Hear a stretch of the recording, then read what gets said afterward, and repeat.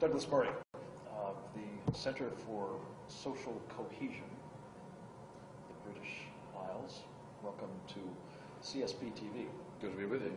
Participating in a very interesting day-long conference on lawfare, as it is being used by what I call Sharia-adherent Muslims to effect changes in Western societies. And my thesis is that what's coming for the United States has already begun to manifest itself in Britain.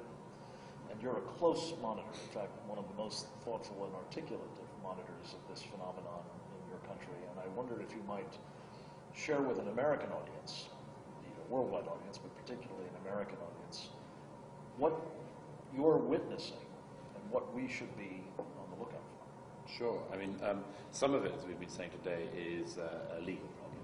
A lot of it's a legal problem, but as a non-lawyer, I don't think that every problem is a legal problem. I don't think every problem has a legal solution. I mean, there are two main things we face at the moment. One is the encroaching legal fight that Islamists and their friends are putting up, which is increasing in Britain, increasing across Europe, and is coming here, and I think will increasingly come here.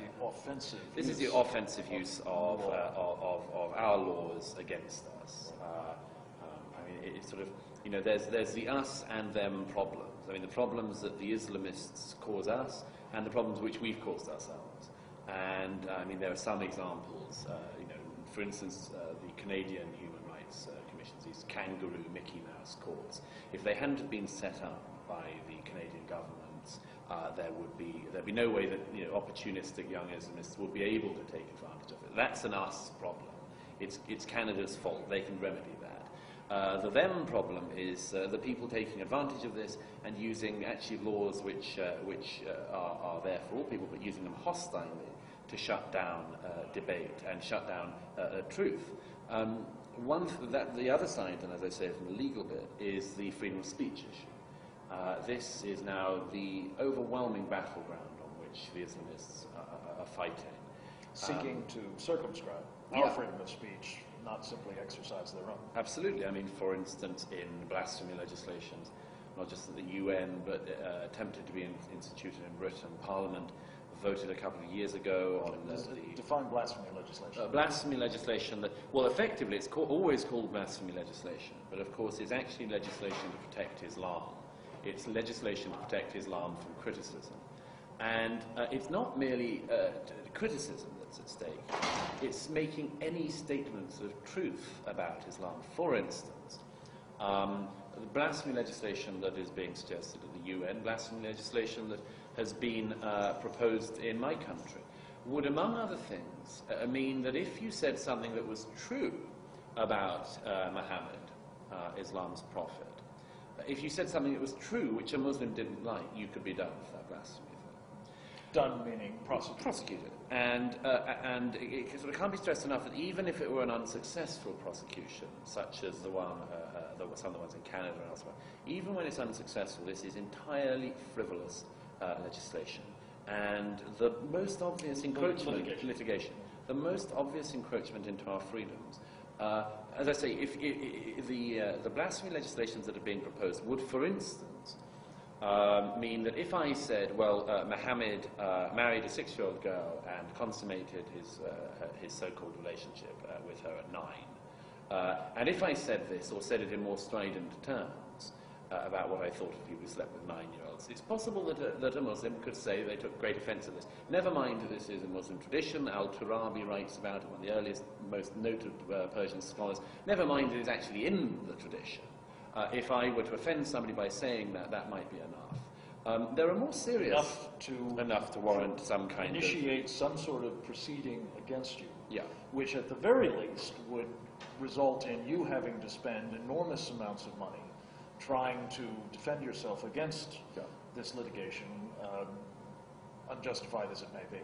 Yes, and this is one of the most important things. The chilling effect of saying to people, effectively, that if they go into this area, they open themselves up to illegal consequences.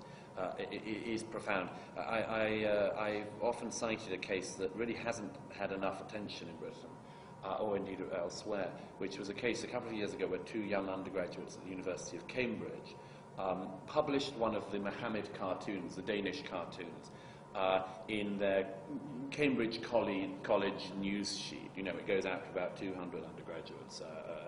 Most people throw it away, you know. And for this, the British police called these undergraduates in for questioning. They had to hire legal representatives. The Director of Public Prosecutions in Britain decided that a crime had been committed, but that on this occasion it wasn't in the public interest to prosecute. Now, I don't know when the British public were asked if they thought that cartooning should be prosecutable, that young people should be hauled in front of courts and sent to prison for publishing cartoons of other people's profits, or anyone's profits. The idea is absurd, but that's what you've really described here is a process whereby individuals are in fact taking their future, their lives, their livelihoods, perhaps their fortunes in their hands, doing anything that might give offense to Muslims. Even if it does not in fact come down to a matter of law, there's always, I guess, in addition, the threat of violence perhaps against them as well, all of which is creating conditions in Britain that are having what effect on the public discourse and understanding of the nature of Sharia, this legal, political, military, religious code that authoritative Islam seeks to impose on us all. Well, the first thing is that the chilling effect of the threat of violence already is in place. Just before coming here, I was doing an interview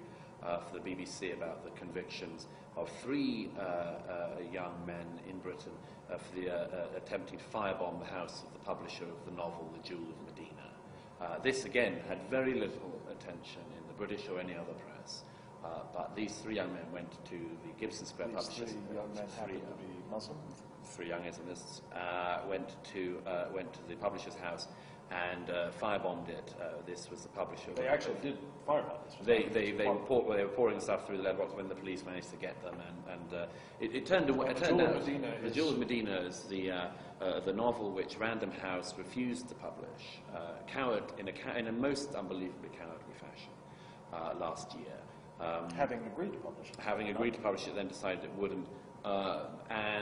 This publisher in London, Gibson Square, is a freedom of speech absolutist. He wanted to publish it because he recognised there was a serious problem in society if you can't, among other things, write fiction about historical events. I mean, it's obvious to most of us, but there's an important thing in this, which is that this exactly plays into what the Islamists and the Sharia you talk about want to achieve, which is not actually protecting them from religious offence alone. It is part of a much larger attempt to make everyone submit to the ideology of Islam and Islamism. And the reason why this attempt is so robust is because they recognise they cannot win the debate in the realm of free ideas. They can't win it. If somebody comes Especially to you, in free societies, they have no chance of winning, none at all. So what they have to do is to try to stop the free society from being free. They have to make sure that if you can't draw a cartoon, you can't write an article, you can't make a short film. You can't make a speech. All of these things have been tried in Europe in recent years. Theo van Gogh made a short film, Submission, and he was beheaded in Amsterdam, and Ayaan Hirsi Ali, who wrote it, was chased into hiding. Robert Redeker wrote an article in the Paris newspapers, and he was chased into hiding. The Danish cartoonists drew cartoons, and they were chased into hiding. And you've made speeches and been denied the opportunity to make further speeches. Sure. I mean, people have sometimes tried to stop me from speaking on the same premise, and sometimes threaten violence against me if I do. And I think we only have one response to this. We have only one possible response to this. The impossible one is that we say, okay, we will submit to what you demand of us. We'll submit to that. The only alternative then we actually have is to say, if you'll pardon language, screw you.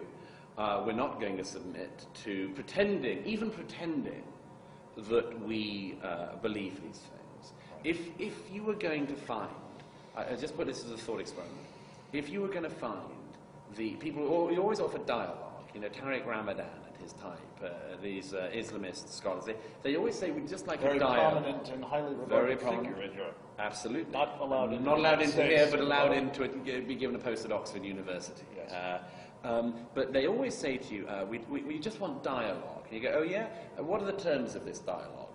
And you discover it's like playing cricket against somebody who's running up against you with the ball and then said, actually, you're not allowed to use the bat.